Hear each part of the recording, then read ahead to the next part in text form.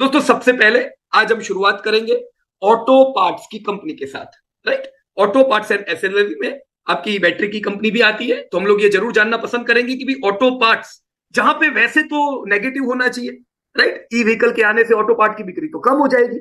तो हम लोग ये जानना चाहेंगे कि क्या सही में अभी भी ऑटो पार्ट्स में ग्रोथ उम्मीद कर सकते हैं, अगर कर सकते हैं तो कितना और कहां पे।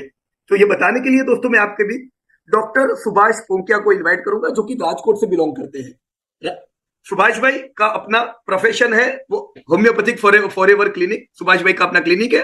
तो ऐसा नहीं है कि सुभाष भाई रिसर्च एनालिस्ट है, इसको ध्यान में रखिएगा, मैं इसलिए आपको दोस्तों एडवांस में बताया। सुभाष भाई अपने प्रोफेशन में खुश है, एक अच्छे इन्वेस्टर है और खुद रिसर्च करके दोस्तों आगे बढ़ रहे हैं।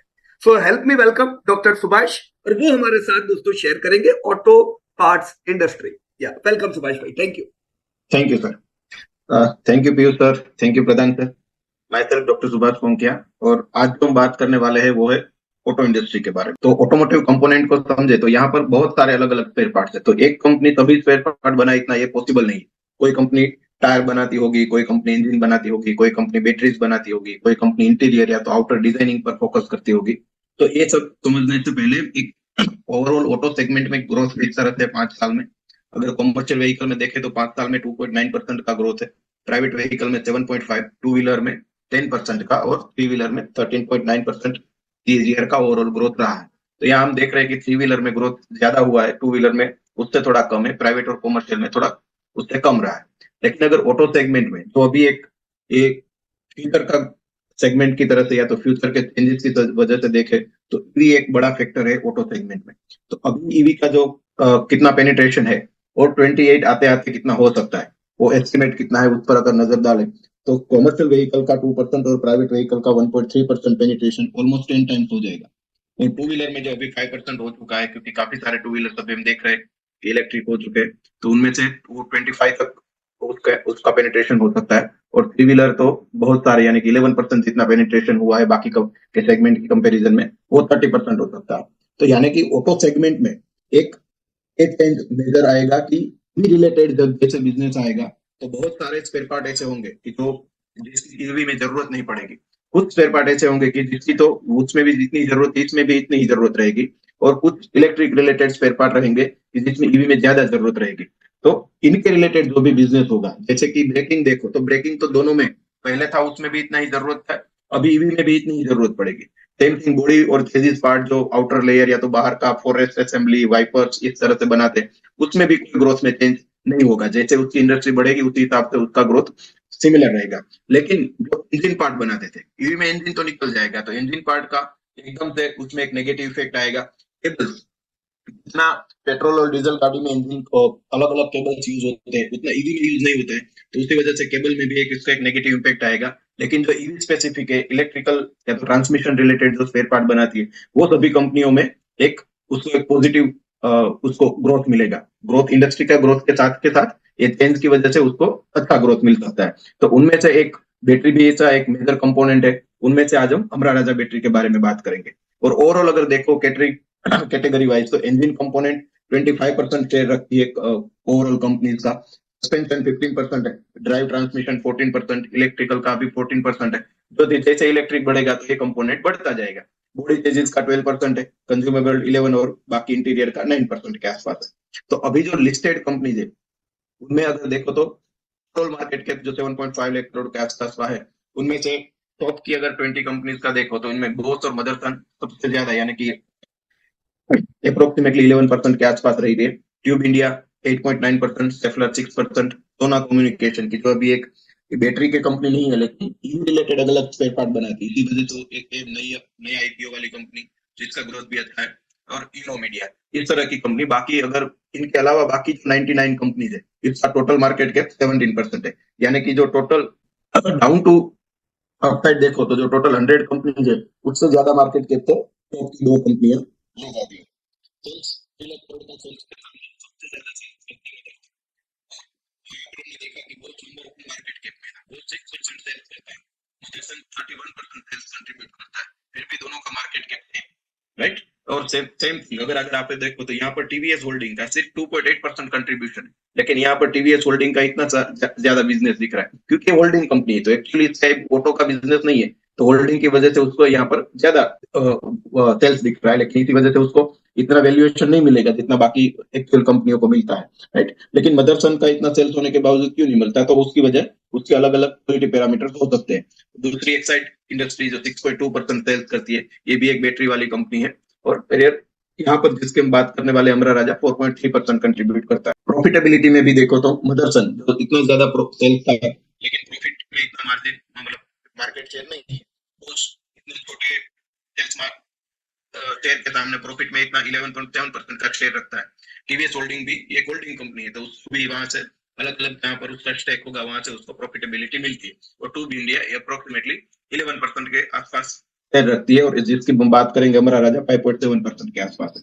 तो एक्चुअली सभी का बिजनेस मॉडल अलग अलग है, तो इसी वजह से हम इसी वजह से उसको कंपेरेबली नहीं देखते हैं कि ये सबसे बढ़िया है, ये अभी मार्केट लीडर है, क्योंकि अलग अलग बिजनेस मॉडल है। सिर्फ डेटा को एक स्टडी करने के लिए हम देख रहे हैं। लिक्विडिटी रेशियो में भी मार्केट का एवरेज नेट प्रॉफिट मार्जिन 5% है, तो यहाँ पर जैसे कि बोश 10% है, शेफलर का 13% है, और डेप्सी का 9% है, तो ये सभी एमएनसी कंपनीज। एमएनसी कंपनीज में देखेंगे तो उसका बाकी की कंपनियों से एक अच्छा यहाँ पर मार्जिन दिख रहा है। एक जिसकी आज हम बात करेंगे अमरा राजा का, उसका 7% के आसपास, यानी कि एवरेज मार्केट से ज्यादा है। बाकी अप्रोक्सीमेटली सभी कंपनी 1 डिजिट में है। करंट रेशियो में भी 1.2% यानी कि फेवरेबल है। और इसमें भी आप देखोगे तो बोश, शेफलर, जेएफसी जैसी का रेशियो हाई होगा, और अमरा राजा का भी 2.2 यानी कि एवरेज से डबल है।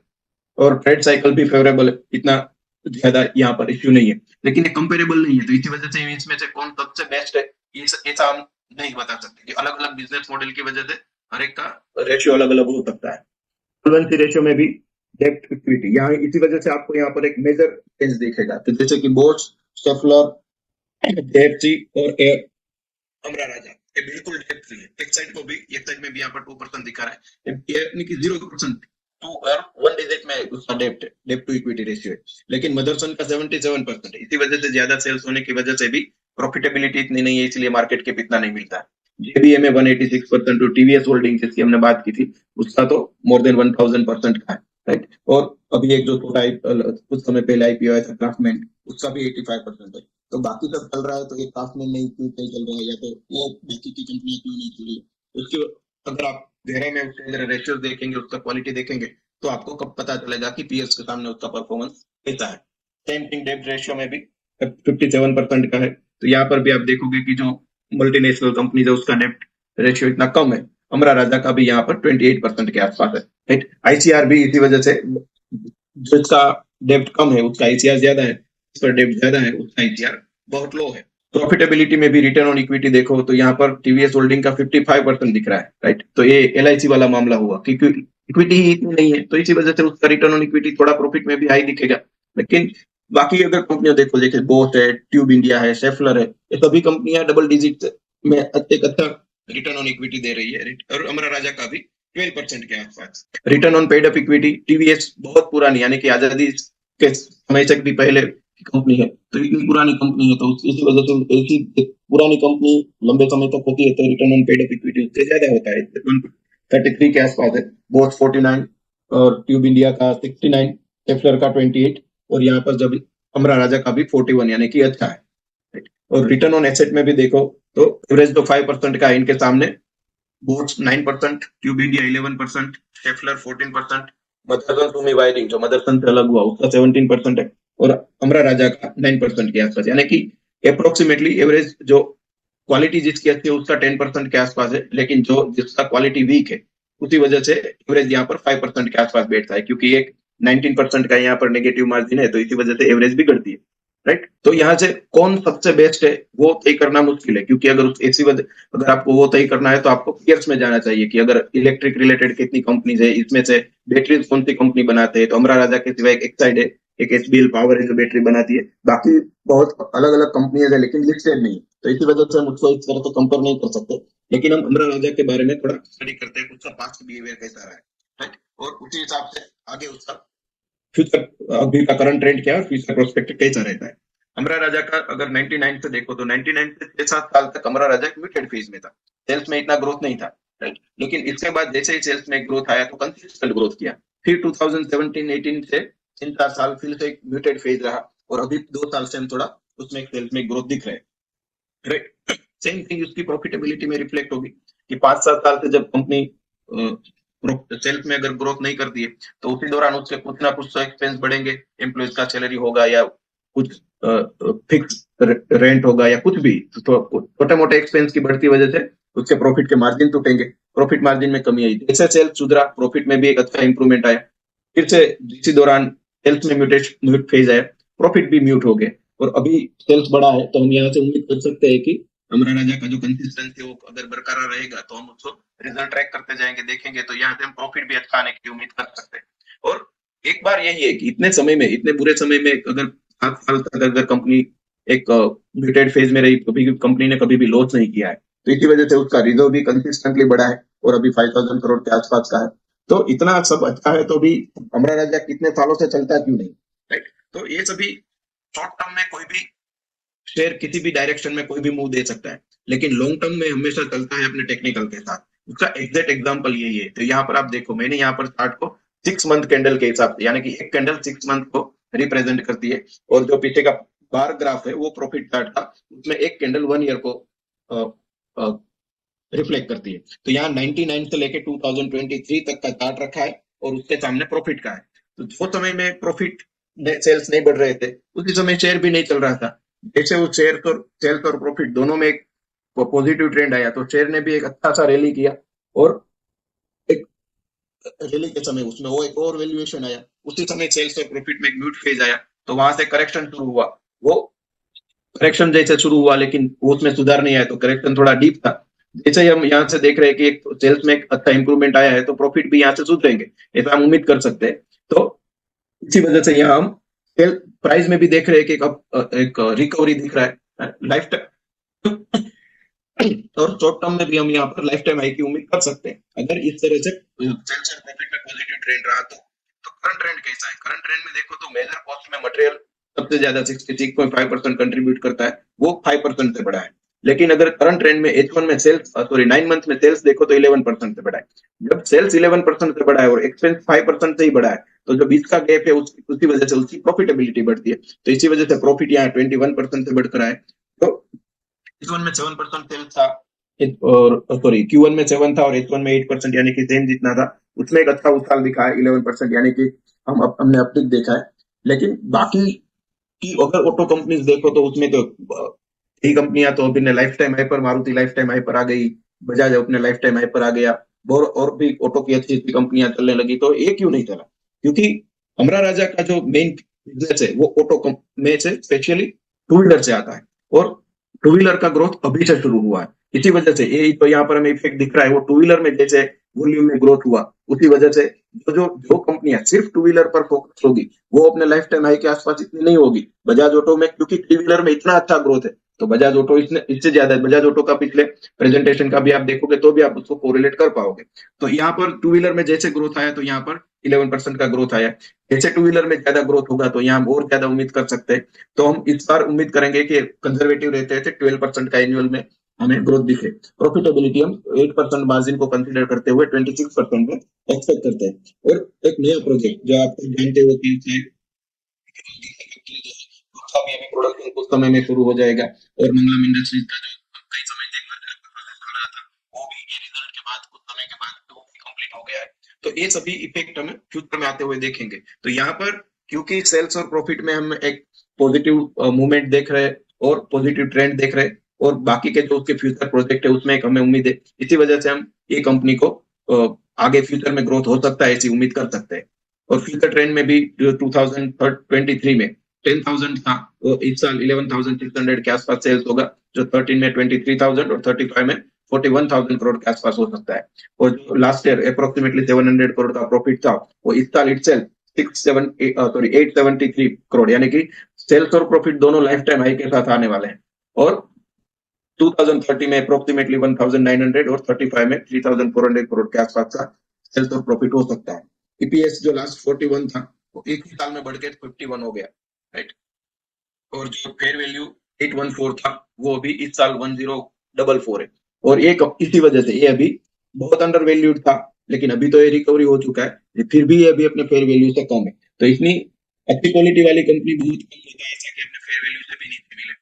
और 23 में 112 का ईपीएस और अप्रोक्सीमेटली 2200 के आसपास का फेयर वैल्यू, और 35 में 199 अप्रोक्सीमेटली 200 रुपीज का ईपीएस और 4000 के आसपास का हम फेयर वैल्यू उम्मीद कर सकते हैं। Right? और शेयर होल्डिंग पैटर्न में भी देखो तो एक कंसर्न रहता है कि यहाँ प्रमोटर का स्टेक 28% है, लेकिन दूसरा जो पार्टनर था उसने अपना स्टेक बेचा, इसी वजह से यहाँ पर पब्लिक में स्टेक ज्यादा दिख रहा है, 30% के आसपास। डीआई में 18% है और एफआई 24% है। जो लोगों ने इतने समय से देखो अप्रोक्सीमेटली 2015 के आसपास से अभी तक, यानी कि अप्रोक्सीमेटली 8 साल से नहीं चला है। 8 साल नहीं चलने के बाद फिर भी अगर जिसने 20 साल पहले इन्वेस्ट किया होगा 1 लाख रुपया, उसका अभी 86 लाख यानी कि 86 टाइम्स हो चुका है। राइट, वो तभी है जब ये 8 साल से नहीं चला है। और उसी समय में भी 80% यानी कि 80,000 रुपीज, 1 लाख के सामने 80,000 रुपीज का उसको हर साल डिविडेंड मिल रहा है। तो ये साल नहीं चला है तो उसका प्राइस में अप्रिसिएशन नहीं आया, लेकिन उसके बैंक में तो अप्रिसिएशन आया ही है, वो भी हर साल बढ़ता ही जा रहा है। ये टोटल डिविडेंड नहीं है, ये हर साल का डिविडेंड है, यानी कि 2020 का अलग से है, 21 का अलग है, 20 का भी अलग है। तो अभी अगर ये बाइंग रेंज के आसपास 478 के आसपास अगर मिलता है तो यहाँ पर हमारी यील्ड अच्छी हो सकती है। और टारगेट हम उम्मीद करेंगे 2 साल में 1530 रुपीज के आसपास हमें मिल सकता है। और जैसे पीयूष सर ने बताया, मैं कोई रिसर्च एनालिस्ट नहीं हूँ, मैं कोई सेबी रजिस्टर्ड नहीं हूँ, ये सिर्फ मेरे अंडरस्टैंडिंग, मेरे एजुकेशन और लर्निंग पर्पज से बनाया गया है और आपके साथ शेयर किया है। ये कोई टिप्स या रिकमेंडेशन नहीं। Thank you. Thank you very much Subhash भाई। आज जैसे हमारा बात हुआ था, सुभाष भाई की तबीयत अच्छी नहीं थी, राइट, उनका प्रेजेंटेशन कर सके नहीं कर सके तय नहीं था, पर चलो आज हमारे बीच अभी वापस आके उन्होंने प्रेजेंटेशन किया है तो बहुत अच्छा उसके लिए, और उम्मीद करेंगे फटाफट रिकवर हो जाए सुभाष भाई। Right, thank you. तो मैंने भी कुछ पॉइंट नोट किए सुभाष भाई जब आप समझा रहे थे। राइट, तो सबसे मैं ये रिक्वेस्ट करना चाहूंगा कि ऑटो पार्ट्स इंडस्ट्री को एज अ होल देखो, ये कोई एक ऐसा सेक्टर नहीं है जहां पे हर कंपनी सिमिलर प्रोडक्ट बनाती है। राइट, जनरली बैंकिंग हो गया तो सबकी एक प्रोडक्ट हुई, ऐसा ये प्रोडक्ट में नहीं है। ऑटो पार्ट्स की सभी कंपनियां अलग अलग सेगमेंट पे काम करती है। हो सकता है सबके रॉ मटेरियल भी अलग, तो आप सबको साथ में ये नहीं देख सकते कि भाई सबके मार्जिन सिमिलर होंगे। राइट, तो उन्होंने बिल्कुल बताया। राइट, और जस्ट अ मिनट, उन्होंने हाँ प्रॉफिट ग्रोथ, सॉरी हाँ सेक्टर जो ग्रोथ के बारे में बात कही दोस्तों आपको, कि फ्यूचर ग्रोथ जो है आने वाले समय का, अलग अलग सेगमेंटल ग्रोथ, कि भाई 2 व्हीलर कितना ग्रोथ करेगा, 4 व्हीलर 5 व्हीलर कितना ग्रोथ करेगा। राइट, देखो पैसेंजर व्हीकल, 3 व्हीलर, अभी ये क्या है दोस्तों, बिल्कुल सिंपल से इसको बेसिक समझो कि 2 व्हीलर का ग्रोथ पूरा था अभी तक, इसकी इफेक्ट आपने आमरा राजा बैटरी पे देखी, पर आने वाले 5 साल बुरा नहीं है, आने वाला 5 साल 10% ग्रोथ उम्मीद करते हैं इधर। राइट, 3 व्हीलर का अभी भी बढ़िया है, ग्रोथ अच्छा आने वाला है। पैसेंजर व्हीकल 8% ग्रोथ मतलब अच्छा रहा दोस्तों, या वीक एक है कॉमर्शियल व्हीकल। अभी आपने देखा होगा टाटा मोटर्स ने भी डीमर्ज का अनाउंसमेंट किया, बहुत अच्छी बात है ना, क्योंकि टाटा मोटर में अगर कॉमर्शियल व्हीकल जो कम ग्रोथ करता है वो नीचे खींचेगा, तो पैसेंजर व्हीकल जो आउट परफॉर्म कर रहा है उसको पूरा फायदा नहीं होगा। तो ये बहुत बढ़िया डिसीजन है दोस्तों, क्योंकि इन्वेस्टर को क्लैरिटी चाहिए कि भी मैं पैसेंजर व्हीकल में इन्वेस्ट करना चाहता हूं तो चलो क्या है। राइट, तो this was very good decision by Tata motor, and जो आपने ये डेटा देखा उसी की वजह से दोस्तों ये है। राइट, जहां ग्रोथ अच्छा दिख रहा है इन्वेस्टर वहां पैसा डालना चाहते हैं। अमरा राजा बैटरी जैसा दोस्तों हमने देखा, अच्छा ग्रोथ की उम्मीद करेंगे, अभी भी अच्छे लेवल पे है। आपने देखा वो 52 वीक लो बना रहा था 3 क्वार्टर पहले, क्योंकि उस समय ग्रोथ भी पूरा था। अब दोस्तों ग्रोथ वापस आ चुका है। क्वार्टर 3 बहुत बढ़िया था इनके लिए, क्योंकि 2 व्हीलर की बिक्री बढ़ी। आपने देखा हीरो मोटर में रिकवरी आई, आइसर में रिकवरी आई, क्यों? 2 व्हीलर में रिकवरी आई, तो ये 2 व्हीलर की रिकवरी इनको भी फायदा देगी दोस्तों। राइट, सो यस, हम नेक्स्ट 4-5 इयर्स में बढ़िया ग्रोथ उम्मीद करेंगे, और यहां से मल्टी ईयर रैली की मैं उम्मीद कर सकता हूं। पूरे समय में भी डिविडेंड कंसिस्टेंट आया है, आने वाले टाइम में भी दोस्तों डिविडेंड कंसिस्टेंट आएगा। Right, so it very good presentation by Subhash भाई।